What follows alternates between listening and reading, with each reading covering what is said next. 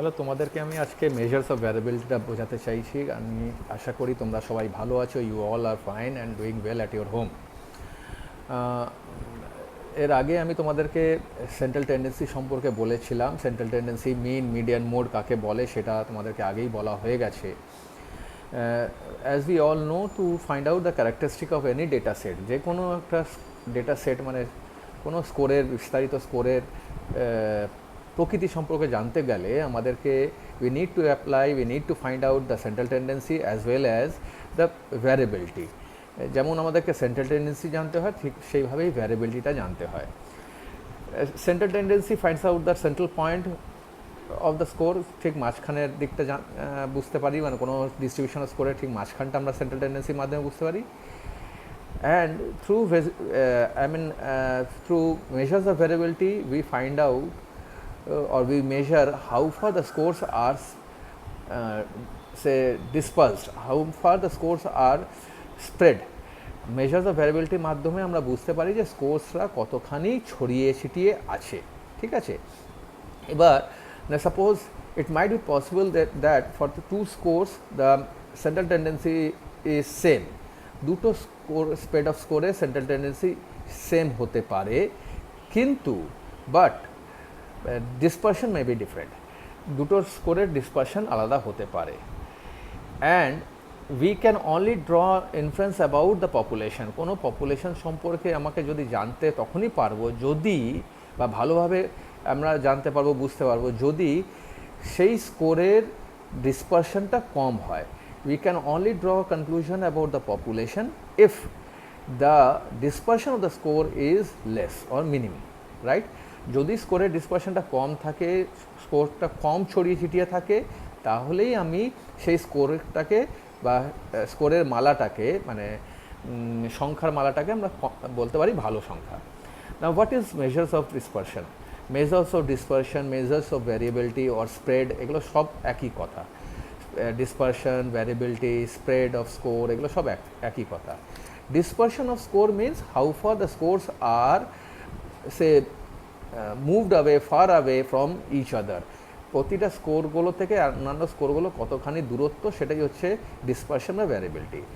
R score is said to be have large dispersion. একটা স্কোরকে খুব অনেক বেশি ডিসপার্স বলা হয়, একটা সংখ্যার মালাকে অনেক বেশি ডিসপার্স বলা হয় if the scores are having high and low scores than the mean value of that data set.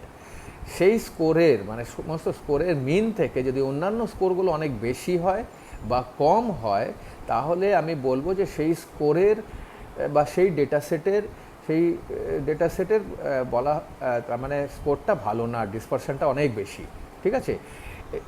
Now suppose if I say that you have 30 students in your class, তোমাদের মধ্যে 30 জন ছাত্র ক্লাসের মধ্যে আছে, and the mean is as mean of your class is 23। যদি তোমাদের ক্লাসে এজ মিন 23 থাকে, আর সামহাউ যদি তোমাদের ক্লাসের মধ্যে কিছু স্কোর ভেবে নাও 40-45 থাকে, আর কিছু score, some of the scores are say for example 40, 45, 50, and some of the scores are say suppose 10, 12, 13, and as I said that the mean is 23, then in that case it is said that the score is highly dispersed. তাহলে এই জায়গায় স্কোরটাকে বলা হয় খুব বেশি dispersed বা খুব বেশি ছড়িয়ে ছিটিয়ে আছে। Now how to measure this variability? The measures of variability can be done by using 4 statistics. 4টে রকমের স্ট্যাটিস্টিক্সকে ব্যবহার করে আমরা মেজার্স অফ ভ্যারিয়েবিলিটি করতে পারি। প্রথমটা হলো range. First is range, second is quartile deviation, third is mean deviation, and fourth is standard deviation. 4 রকমের হয়। প্রথমটা হলো রেঞ্জ, দ্বিতীয়টা হলো কোয়ার্টাইল ডেভিয়েশন, তৃতীয়টা হলো মিন ডেভিয়েশন, এবং চতুর্থটা হলো standard deviation. But in statistics there is one more way to find out the deviation. এবং স্ট্যাটিস্টিক্সে আরেকটা ব্যবহার হয়, সেটা হচ্ছে interquartile deviation. So there are all total 5 ways to identify the measures of variability, but maximally we use these 4. One is range, second is quartile deviation, third is mean deviation, and fourth is standard deviation, right? Now first one is range. প্রথমটা হলো range. Range কি করা হয়, রেঞ্জের মাধ্যমে আমরা maximum ভ্যারিয়েবিলিটিটাকে খুঁজে বের করি। Through range we find out the maximum difference or maximum variability. Among the scores or within the scores, স্কোর্সের মধ্যে ম্যাক্সিমাম ভ্যারিয়েবিলিটিটা বের করে, but it does not find out the internal variability, or with this we cannot find out the internal variability. এর মাধ্যমে আমরা আভ্যন্তরীণ পার্থক্যটাকে খুঁজে বের করতে পারি না। আভ্যন্তরীণ পার্থক্য মানে একটা স্কোর থেকে আরেকটা স্কোরের মধ্যে কতখানি দূরত্ব আছে, এটা আমি বের করতে পারি না, right? This is not maximally used in finding out the variability, সব জায়গায় এটা আমরা ব্যবহার করি না। Range, how to find out range? Range is computed by using the formula highest score or largest score minus lowest score.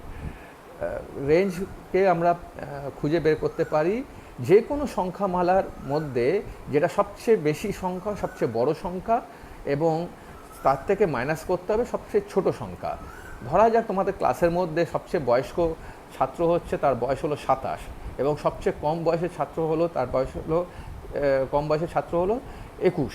তাহলে 27 minus 21 অর্থাৎ 26 হলো এই সংখ্যামালার তোমাদের ক্লাসের রেঞ্জ, রাইট?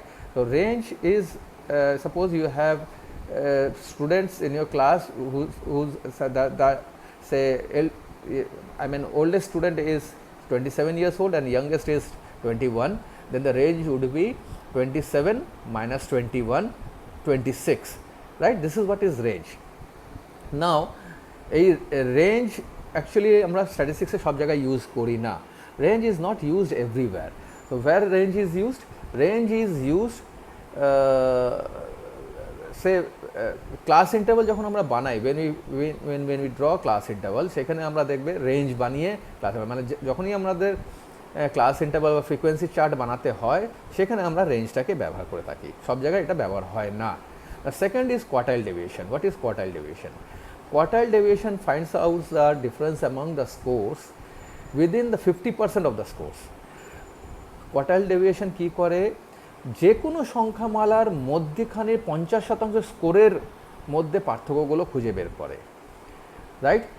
যে সে তোমাদের 30 জন যদি ছাত্র হয়, তাদের বয়সগুলো যদি থাকে, বয়সগুলোকে এক জায়গায় লেখা হয়, তাহলে সবচেয়ে মিনিমাম 25%কে বাদ দিয়ে দেওয়া হবে, 75%-র উপরে স্কোরগুলোকে বাদ দিয়ে দেওয়া হবে, মাঝখানে 50% স্কোরগুলোকে নেওয়া হবে।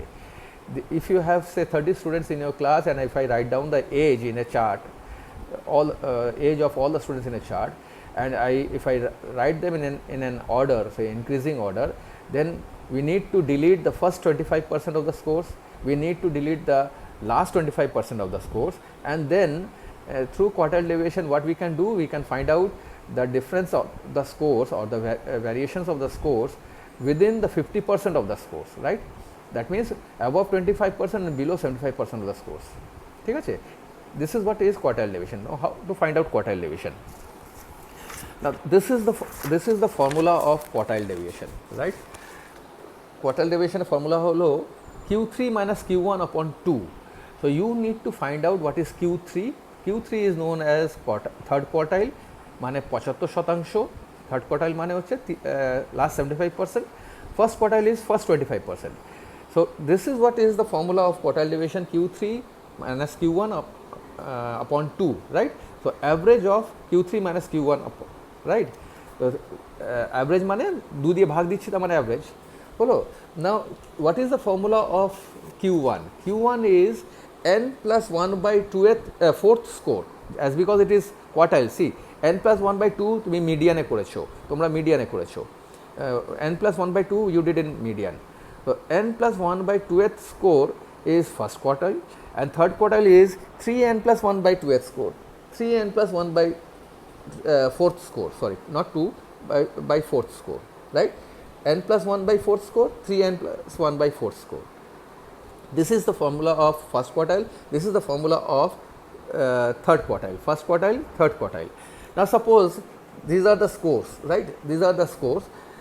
First thing what you have to do is you have to arrange the scores in an order. প্রথমে কি করতে হবে? স্কোরগুলোকে ছোট থেকে বড় লিখতে হবে।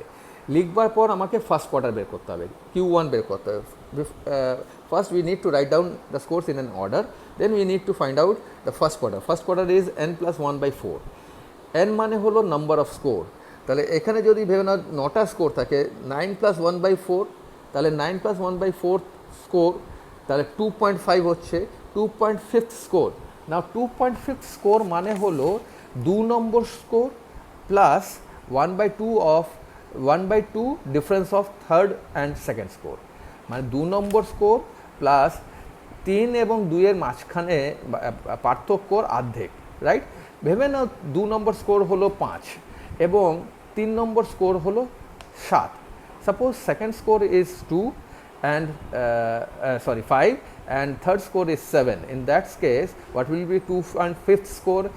5 plus 1/2, 7 minus 5. So 5 plus 1/2, 7 minus 5 is 2. That means 2/2 is 1. That means 5 plus 1 is equal to 6. 6 will be the Q1. Same way you will have to find out Q3.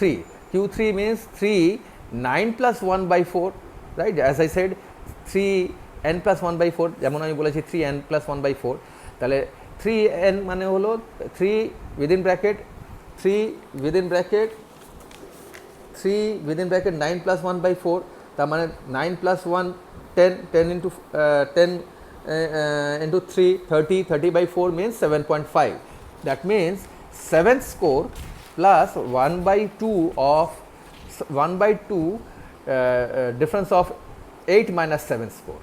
যদি 7 score plus 1/2 of 8 minus 7 score, যদি ধরে নাও না suppose 7th score is 10, 7th স্কোরটা হচ্ছে 10 আর 8th score হচ্ছে সে suppose 14, 8th স্কোরটা হলো 14, তাহলে কি হবে 10 plus 1/2, 14 minus 10, then 14 minus 10 is 4/2, that means 2, so Q3 will be 12, right?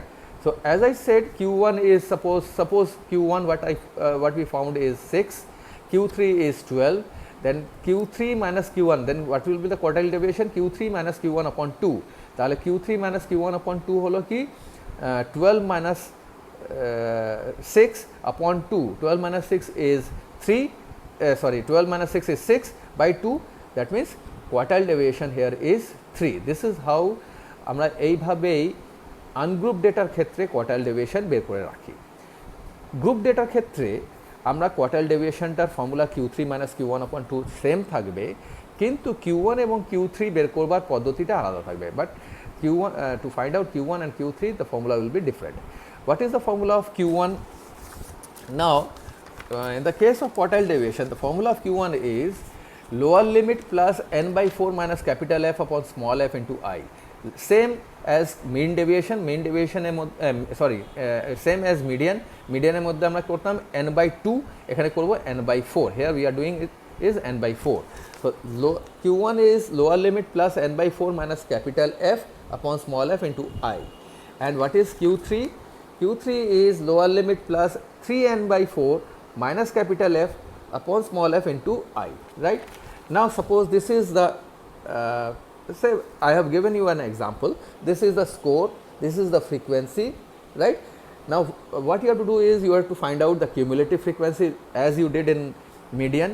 In the case of median-এ যেমন করেছিল ঠিক সেইভাবে এখানে করব। প্রথমে আমাকে Q1 বের করতে হবে।